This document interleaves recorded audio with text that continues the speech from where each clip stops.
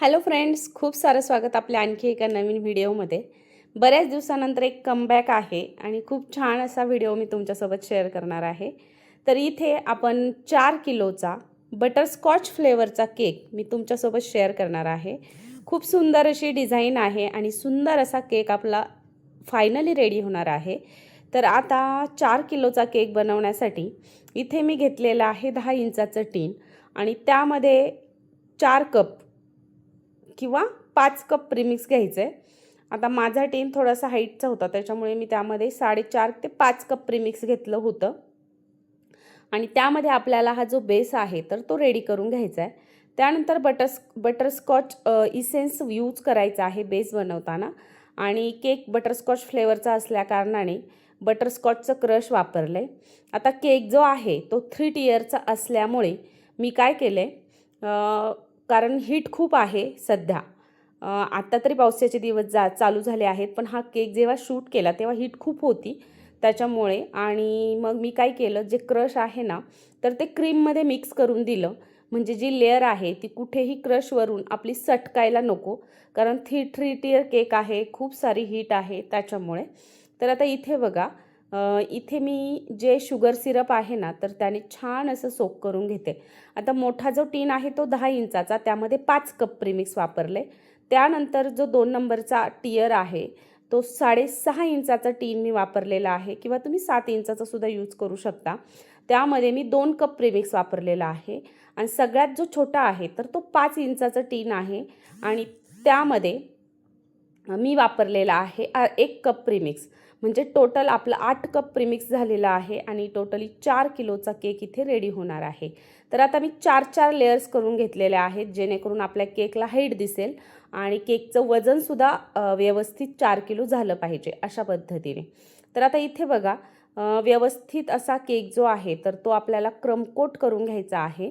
जर का मोठ्या ऑर्डर्स असतील ना तर केक जे आहेत तर ते इथपर्यंतची जी प्रोसेस आहे ती तुम्ही आदल्या दिवशीच करून ठेवायची आहे, म्हणजे मग आपल्याला जास्त दुसऱ्या दिवशी वेळही होत नाही. आणि सगळ्यात महत्त्वाची गोष्ट, केकचा जो फ्लेवर आहे ना तर तो छान असा केकमध्ये इन्हान्स होतो.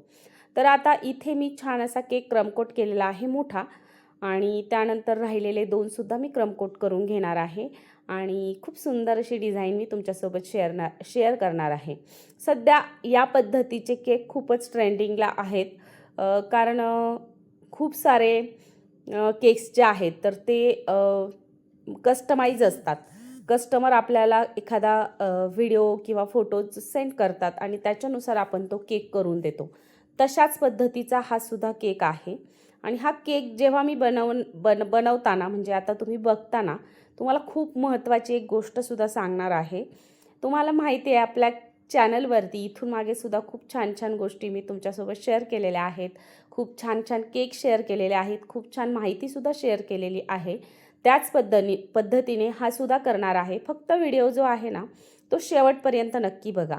तर तीनही केक जे आहेत, तीनही टियर जे आहेत तर ते मी बनवून घेतलेले आहेत. सेकंड नंबरचा आहे 6.5 इंचाचा टीन, टॉल टीन, आणि शेवटचा आहे 5 इंच किंवा 4 इंचाचा टॉल टीन यूज करायचा आहे. तर आता तीनही केक मी क्रमकोट करून छान असे सेट करून घ्यायचे. तुम्हाला मी सांगितलं आहे इथंपर्यंतची प्रोसेस तुम्ही आदल्या दिवशी करून ठेवा, म्हणजे केकचा फ्लेवर तर इन्हान्स होतोच, केक आणखी टेस्टी तर लागतोच, शिवाय तो छान सेट झाला की एकमेकांवरतून सटकण्याची, घसरण्याची अजिबात भीती राहत नाही, भले केक तुम्ही 50 किलोमीटर नेलात तरीसुद्धा. आता लाईट ब्ल्यू कलर इथे मी वापरलेला आहे ब्लॉसमचा. खूप छान अशी ब्राईट शेड आहे आणि इथे मी बेस जो आहे तर तो मोठा घेतलेला आहे आणि 2 बेस एकत्र चिटकवून सिक्युअर करून घेतलेले आहेत. 4 किलोचा केक असल्या कारणाने एका बेसवरती मी रिस्क घेऊ शकत नाही, त्याच्यामुळे मी 2 बेस एकत्र करून सेलो टेपने सिक्युअर करून घेतले. आणि आता हा जो केक आहे तो उचलून अलगदपणे या केकवरती ठेवून देणार आहे. आता हा जो केक आहे ना, हा 2.5 किलोचा केक झाला होता, हा एकच खूप मोठा झाला होता. ह्याच्यानंतर सेकंड टियर झाला होता 1 किलोचा, म्हणजे 3.5 किलो, आणि शेवटचा झाला होता अर्धा किलोचा. आणि टोटली थोडंफार इकडे तिकडे वेट होतं जेव्हा आपण मोठे केक्स बनवतो तेव्हा. तर आता ही जी ब्ल्यू कलरची शेड आहे तर ती मी केकला लावून घेतलेली आहे. शक्यतो ब्ल्यू कलरचा कलर यूज करताना जेल कलर यूज करत चला आणि चांगल्या कंपनीचा घ्या. ब्लॉसम झालं, ज्या ब्रँडेड कंपन्या आहेत ना तर त्या कंपन्या बघून घ्या. कारण काय झालेलं आहे, ब्ल्यू कलर कोणताही यूज केला तरी कडवट लागतो. बऱ्याचदा अशी कंप्लेंट आलेली आहे, म्हणजे माझ्याकडे नाही, मला कमेंट्स यायच्या, त्याच्यामुळे मी त्यावरून सांगते. आणि माझ्याकडे मध्ये एक छोटीशी बॉटल मी आणली होती, कोणत्या कंपनीची होती आता मला आठवत नाही आहे, पण तो सुद्धा कडवट लागत होता. मी लगेच ती बॉटल फेकून दिली आणि शक्यतो मी ब्लॉसमचाच वापरते. सगळेच कलर माझे ब्लॉसमचे असतात. येलो आणि पिंक कलर मी जोकरचा वापरते लिक्विड कलरमध्ये. तर आता बघा छान अशी फिनिशिंग करायची आहे. मी तुम्हाला बऱ्याचदा सांगत असते की केकची सगळं जो लूक आहे ना तर तो फिनिशिंगवरती आहे. जवळपास 7 ते 8 वर्ष झाले मी केकच्या बिझनेसमध्ये आहे. पहिल्यांदा मी होम बेकर होते, त्यानंतर आता मी केक शॉप सुरू केले, त्यालाही 3-4 वर्ष झालीत आणि खूप छान माझ्या लोकलमध्ये मला रिस्पॉन्स आहे. म्हणून मग मी केकचं शॉप ओपन केलेलं आहे आणि कस्टमाइज केकसुद्धा आपल्याला असतातच. डेली म्हटलं तरी असतातच. वेगवेगळे लोक माझ्यावर विश्वास ठेवून मला केकच्या ऑर्डर्स देतात आणि त्या मी त्यांच्यासाठी कंप्लीट करून देते, अगदी त्यांना हव्या तशा. तर आता ह्याची फिनिशिंग मी करून घेतली आणि दुसरा केकसुद्धा आपण सगळेच केक इथून साईड बाय साईड किंवा मग फिनिश करणार आहोत.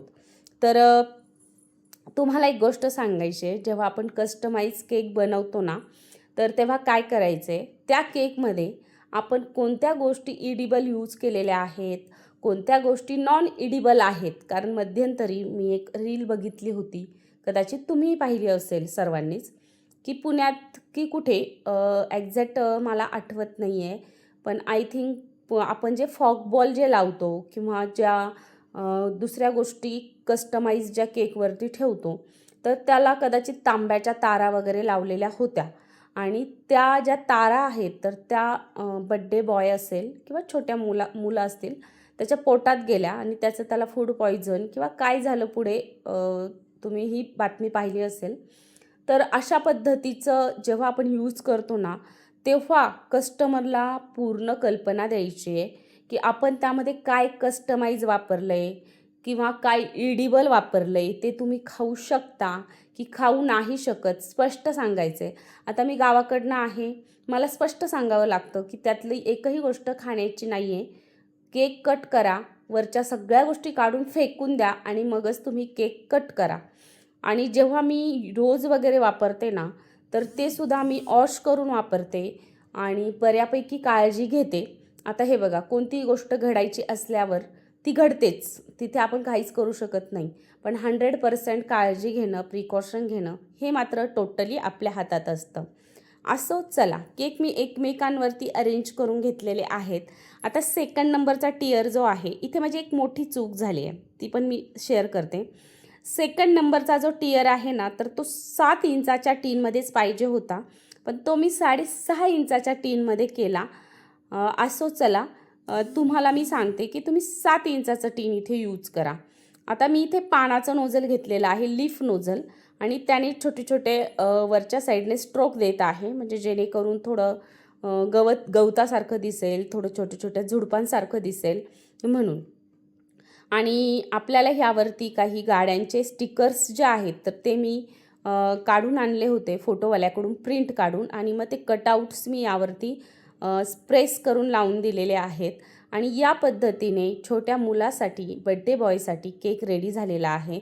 बऱ्याच साऱ्या कमेंट्स येतात आणि एक खूप छान अशी सबस्क्रायबर्स आहेत, आपल्या नाशिकच्या ताई आहेत, योगिता ताई, त्यांचे मला मेसेज येत आहेत, ताई तुमचे केक नाही तर मला फार बोर होतं आहे, किंवा तुम्ही प्लीज केक टाकत चला.